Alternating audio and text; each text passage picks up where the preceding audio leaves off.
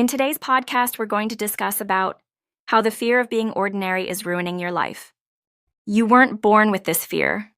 It started quietly, maybe in school when grades began to mean something, when being above average got you praised and anything less was just okay. Then came social media.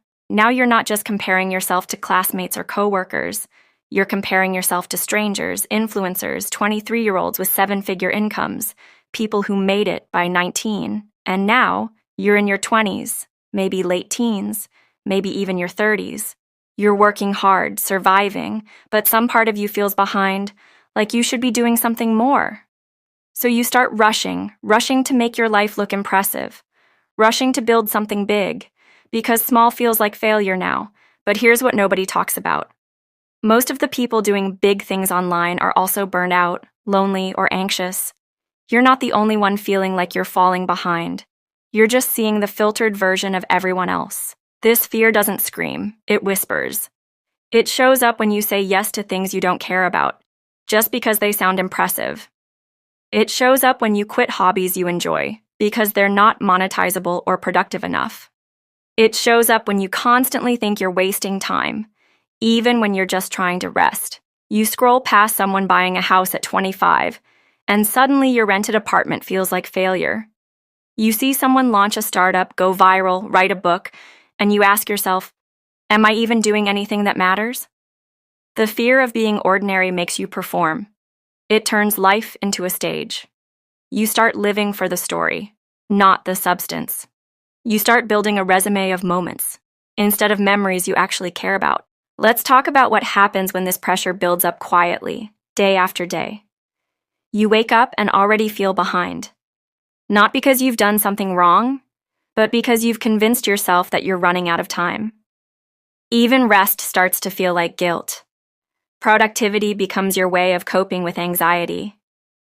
You can't enjoy the present because your mind is constantly somewhere else. Comparing, calculating, trying to figure out how to be more. And over time, that pressure doesn't drive you forward. It drains you. You feel disconnected from your own goals.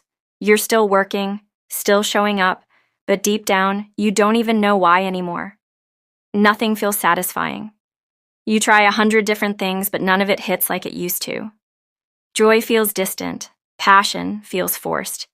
Even things that once made you feel alive now feel like checkboxes. This is how burnout really creeps in.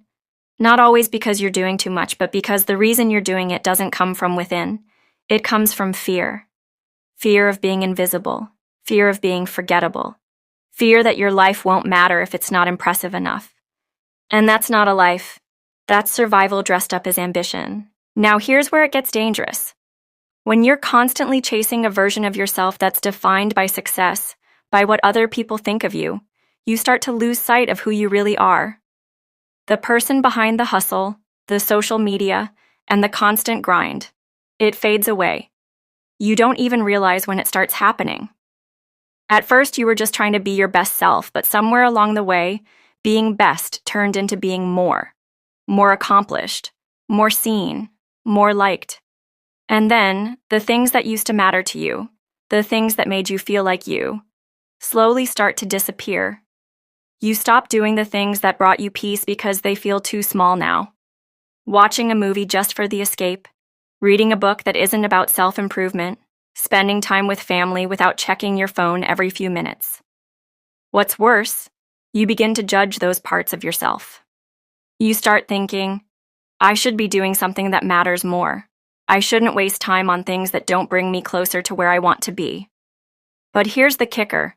When you lose touch with those small moments of peace, the things that make you you, the chase for success starts to feel hollow.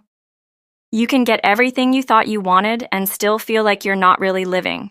That's the paradox. The more you become someone you're not, the further you get from who you actually are. And that's when you start feeling empty. Now let's talk about the price. When you're constantly pushing yourself to be more, to do more, you might not notice the toll it's taking on your life until it's too late. You might lose friends not because you don't care, but because your priorities have shifted. You start seeing people as distractions, inconveniences, They're just not on the same wavelength anymore, and you convince yourself it's them, not you. You tell yourself it's okay because you're focused on your future.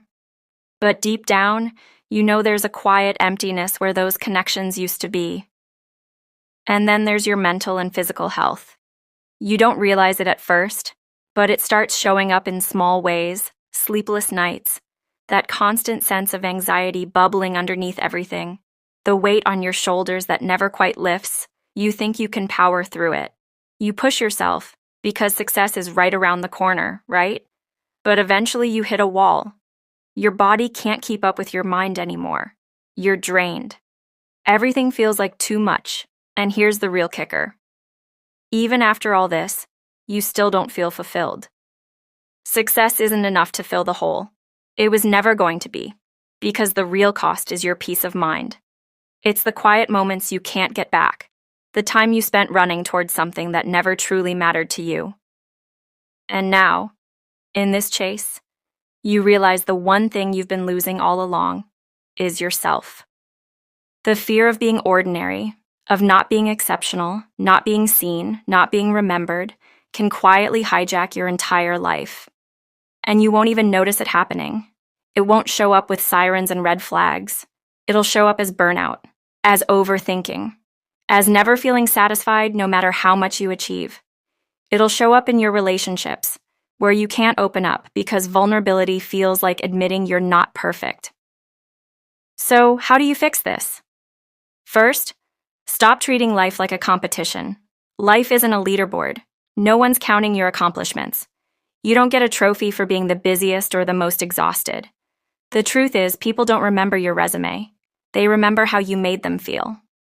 If your whole identity depends on being above average, you'll keep moving the goalpost forever. Second, redefine what ordinary even means. What if being ordinary means being consistent, loyal, kind?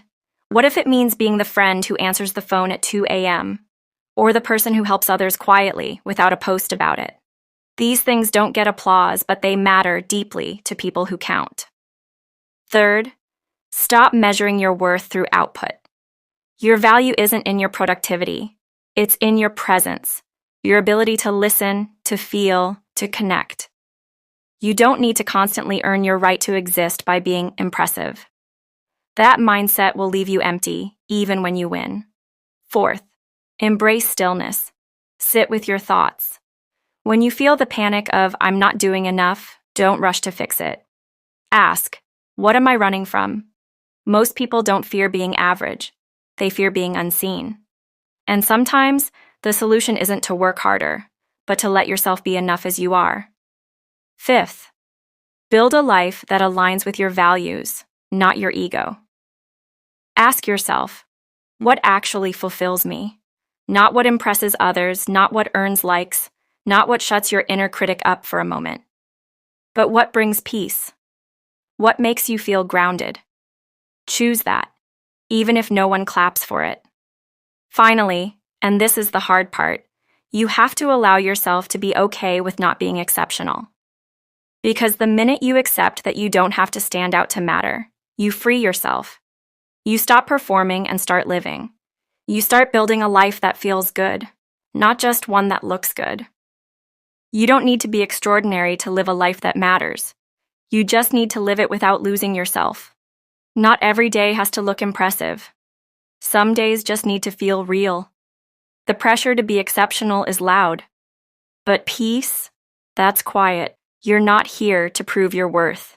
You're here to own it.